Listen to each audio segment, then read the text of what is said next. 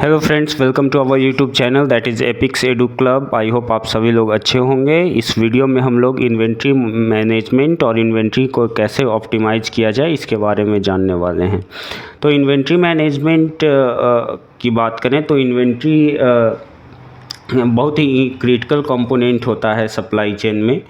अगर हम इन्वेंट्री को हटा दें तो सप्लाई चेन में ज़्यादा कुछ बचेगा नहीं, क्योंकि हम लोग जो सप्लाई और डिमांड प्लान करते हैं वो इन्वेंट्री के लिए ही प्लान करते हैं। तो फाइनेंशियल टर्म में इन्वेंट्री को एक इम्पॉर्टेंट एसेट माना जाता है किसी भी कंपनी के लिए। सो देयर आर मेजरली 3 तरह के इन्वेंट्रीज होते हैं जिसको कंसिडर किया जाता है और जिसे रिकॉग्नाइज किया जाता है। पहला है raw materials, work in progress inventory और फिनिश्ड गुड।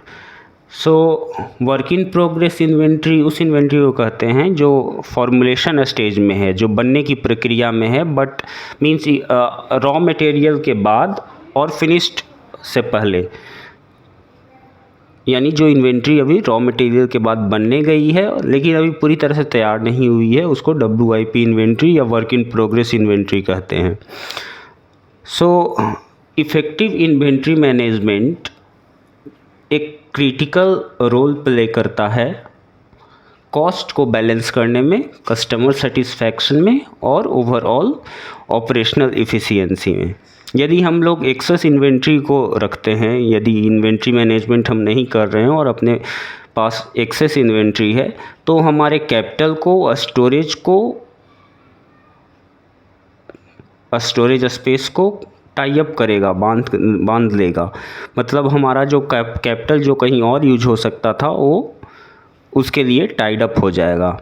और यदि हम इनसफिशिएंट स्टॉक रखते हैं तो हमारा सेल्स अपॉर्चुनिटी और स्टॉक आउट होने के चांसेस हैं। सो इन्वेंट्री मैनेजमेंट का मेजर गोल यही है कि एक राइट बैलेंस कैसे मैनेज किया जाए, कैसे अपनी इन्वेंट्री को ऑप्टिमाइज किया जाए। तो इसके लिए जनरली आज जो हम 2 स्ट्रेटजीज़ के बारे में बात करने वाले हैं, उसमें पहला है ABC एनालिसिस। सो ABC एनालिसिस में हम लोग इन्वेंट्रीज़ को 3 कैटेगरी में डिवाइड करते हैं। अब देखिए ABC एनालिसिस 2 तरीके से की जाती है।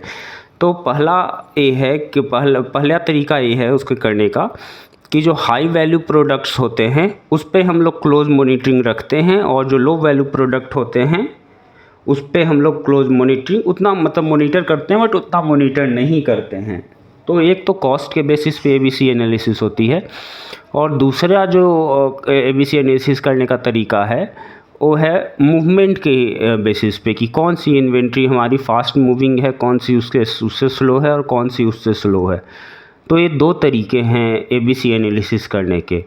इसके साथ साथ अगर आप उसको थोड़ा सा और एडवांस वर्जन में ले जाएं ABC एनालिसिस को, तो ABC एनालिसिस और पेरेटो प्रिंसिपल जो कि 80-20 का रूल है, अगर आप उन दोनों को कंबाइन करके ABC एनालिसिस करें, ABC एनालिसिस को और पेरेटो प्रिंसिपल को, दोनों को अगर आप कंबाइन करके करते हैं तो उसमें भी एक उस तरीके से भी इन्वेंट्री ऑप्टिमाइजेशन की जा सकती है। अब उसमें ऐसा समझिए आप कि आपने पेरेटो प्रिंसिपल के हिसाब से आपने पता कर लिया कि आपकी कौन सी 80% ऐसी इन्वेंट्री है जिससे आपका मेजर रेवेन्यू बाहर आता है, यानी मेजर रेवेन्यू अर्निंग इन्वेंट्री है।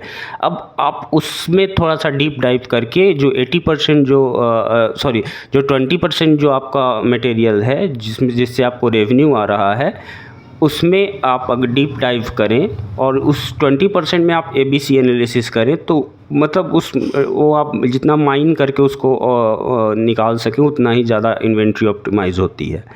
तो ये 2-3 तरीके हैं ABC एनालिसिस करने के। दूसरा जो तरीका है वो है JIT, जिसको हम लोग बोलते हैं जस्ट इन टाइम। तो जस्ट इन टाइम में क्या है कि मेजरली जस्ट इन टाइम का फोकस ये है कि जिस समय जितनी इन्वेंट्री की ज़रूरत है उतनी ही इन्वेंट्री प्रोड्यूस की जाए। इससे क्या होता है कि इससे इन्वेंट्री का जो रखने का जो एक्स्ट्रा कॉस्टिंग है या एक्स्ट्रा इन्वेंट्री आपने बना ली, उसका जो उस पर आपने जो कैपिटल लगाया उसका, और जो स्टोरेज का एरिया है जो आप उस इन्वेंट्री को स्टोर करेंगे उसका, तो इन दोनों की कॉस्टिंग से आप बच जाते हैं। तो JIT के लिए आपको बेसिकली जो मेजर फोकस है वो आपको अपने डिमांड फोरकास्ट आपको सही रखना होगा, और प्रोडक्शन को इतना स्ट्रीमलाइन रखना होगा कि जैसे ही हमारे पास कोई ऑर्डर आ रहा है वो तुरंत हम इन्वेंट्री प्रिपेयर कर रहे हैं। और आप इसको कनेक्ट कर सकते हैं, अगर आपने कोई मेरी वीडियो देखी है या मेरे ब्लॉग पे पढ़ा होगा तो मैंने पुश और पुल कॉन्सेप्ट रखा होगा। पुश और पुल कॉन्सेप्ट में ये है, इट इज़ जस्ट आपको सिमिलर साउंड करेगा JIT के, कि पुश कंपोनेंट में क्या है कि हम इन्वेंट्री प्रोड्यूस करते हैं और इन्वेंट्री प्रोड्यूस करने के बाद उसको मार्केट में डाल देते हैं।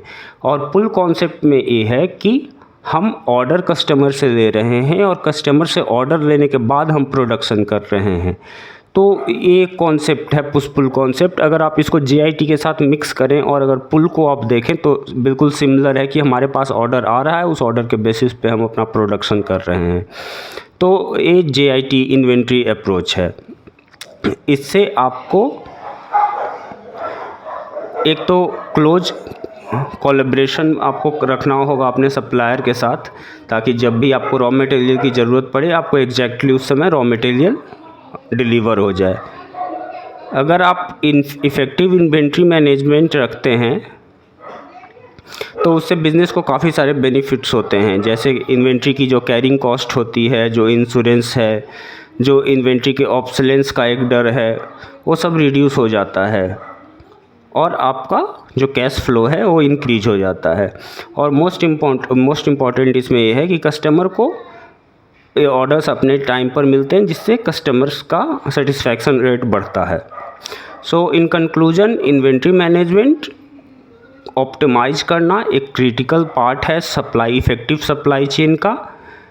आप इन्वेंट्री लेवल को एनालाइज करके और ABC टेक्निक, JIT टेक्निक या पुश पुल या पैरेटो प्रिंसिपल, ये सब यूज करके आप एक बैलेंस ला सकते हैं कॉस्ट, कस्टमर सेटिस्फैक्शन और so this is all on the inventory management part. I hope आपको वीडियो अच्छी लगी हो। अगर वीडियो अच्छी लगी हो तो आप वीडियो को लाइक कीजिए, चैनल को सब्सक्राइब कीजिए और वीडियो को ज़्यादा से ज़्यादा शेयर कीजिए और वीडियो पूरा देखा कीजिए। बिकॉज आप थोड़ा पार्ट देखेंगे और बाद में फिर नहीं देखेंगे तो पूरा समझ में नहीं आएगा। बिकॉज अगर आप सिर्फ स्लाइड्स देखकर तो उस स्लाइड्स में अपने रेफरेंस के लिए रखता हूँ, ताकि मैं उससे मुझे जो बोलना है उसके ऊपर मुझे पॉइंट मिल सके, तो स्लाइड्स में अपने रेफरेंस के लिए रखता हूँ। तो आप इस वीडियो को पूरा देखिए और वीडियो अच्छी लगी है तो लाइक कीजिए और कोई भी क्वेरी हो तो आप मुझे कमेंट सेक्शन में मैसेज कर सकते हैं।